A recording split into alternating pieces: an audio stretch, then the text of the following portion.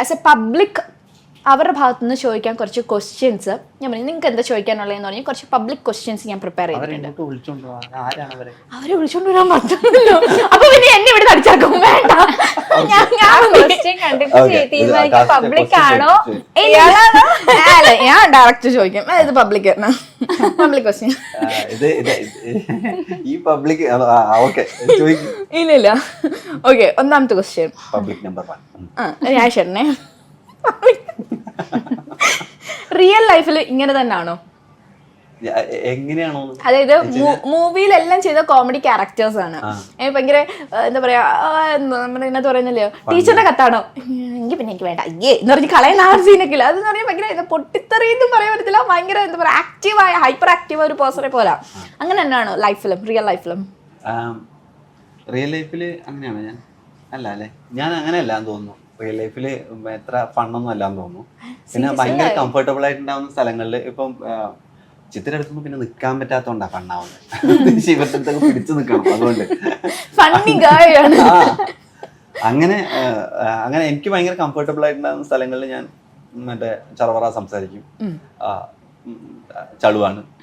അല്ലാത്ത സമയത്ത് അത്ര കുറച്ചൊക്കെ റിസർവ്ഡ് ആയിട്ടുള്ള ആളാണ്. ഓക്കെ, രണ്ടാമത്തെ ക്വസ്റ്റ്യൻ, ഫിലിം ഫീൽഡിലേക്ക് വന്ന ടൈമിൽ ഉറപ്പായിട്ടും എല്ലാവരും നെഗറ്റീവായിട്ട് സംസാരിച്ചിട്ടുണ്ടായിരിക്കുമല്ലോ, ഉണ്ടോ?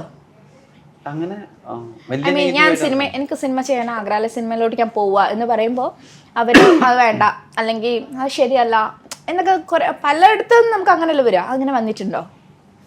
ഞാൻ ഈ പിന്നെ ജോലിയൊക്കെ ഉണ്ടായിരുന്ന സമയത്താണ് പിന്നെയാണ് സിനിമ ഫീൽഡിലേക്ക് ഇറങ്ങിയത്. അപ്പൊ ജോലി ചെയ്യുന്ന സമയത്ത് നമുക്ക് ഇത് തന്നെയാണ് ആഗ്രഹം. പക്ഷെ അതാരും അറിയില്ലല്ലോ. നമ്മൾ ജോലിയൊക്കെ വിട്ടു നിൽക്കുമ്പോൾ വേറെ ജോലിയൊന്നും ഇല്ല, സിനിമയിലേക്ക് വേണ്ടി തെണ്ടി നടപ്പാണ് എന്നുള്ള രീതിയിൽ സംസാരിക്കും. അപ്പോൾ പിന്നെ ആൾക്കാരൊക്കെ എന്താ മോനെ നിന്റെ അച്ഛനൊക്കെ പിന്നെ ജോലിയൊന്നും ഇല്ല, വയസ്സായി, നീ നോക്കണം എന്നൊക്കെ പറഞ്ഞിട്ട് വീട്ടിൽ നിന്ന് നാട്ടുകാരുടെ സ്ഥിരം ഉപദേശങ്ങളും പരിപാടികളൊക്കെ എപ്പോഴും ഉണ്ടാവും. അപ്പൊ ഞാൻ മുടിയങ്ങ് നീട്ടി വളർത്തി. ഞാൻ മുടിയങ്ങ് നീട്ടി വളർത്തി. അപ്പൊ ഈ പിന്നെ ആൾക്കാർക്ക് എന്തോ പ്രശ്നമുണ്ടല്ലോ എന്നുള്ള രീതിയിൽ ഒന്നും അടുക്കാതായി. അങ്ങനെയാണ് അതിനെ തരണം ചെയ്തത്. ഈ മുടി മുടിയുടെ എനിക്ക് മുടി നീട്ടി വളർത്തിയത് എന്തുകൊണ്ടാ? അത് പണ്ട് മുതലേ അങ്ങനെയാണ്.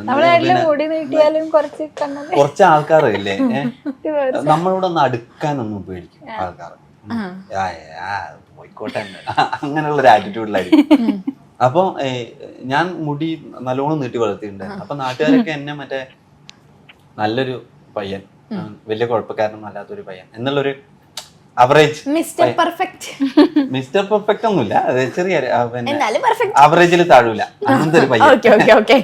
അങ്ങനെയൊക്കെ കണ്ടിരുന്നതാണ് തന്നെ. അപ്പൊ ഞാൻ ഈ മുടിയൊന്നും വളർത്തുന്ന അവര് സ്വപ്നത്തിൽ വിചാരിച്ചിട്ടുണ്ടാവില്ല. ഞാൻ ഇങ്ങനെ നീണ്ട മുടിയൊക്കെ ആയിട്ട് മറ്റേ അങ്ങനെ കണ്ടു കഴിഞ്ഞാൽ അങ്ങനെ മിണ്ടാനും തോന്നാത്ത പോലത്തെ ആയിട്ടാണ് കുറച്ചു കാലം നാട്ടിൽ നടന്നത്. അപ്പൊ അവർക്ക് കുറച്ച് ആൾക്കാർക്ക് ഇനി ഇവനെന്തോ പിന്നെ ഇനി എന്തെങ്കിലും ചെയ്യോ, ഈ സാധനം തിന്നോ, അങ്ങനെ തോന്നിയിട്ട് മിണ്ടാതായി. അങ്ങനെയാണ് അതിനെ തരണം ചെയ്തത്. ശരി, നല്ല തരണം ചെയ്യലായിരുന്നു. ഇതേ അവസരം പലരും ഉപയോഗിച്ചിട്ടുണ്ട്, പണ്ട് മുതലേ ഉണ്ട്. മറ്റേ പണ്ട് മുകുന്ദന്റെ ഇതിൽ കൂട്ടം തെറ്റി മെയ്യുന്നവർ എന്നൊരു നോവലുണ്ട്. അതിലും നായകൻ ഇതേ പ്രശ്നം, മുടി വളർത്തിട്ടുണ്ട്, ആൾക്കാർ മറ്റേ അവനോട് സംസാരിക്കുന്നില്ല. ഞാൻ മിണ്ടുന്നില്ല എന്നൊക്കെ പറഞ്ഞല്ലേ.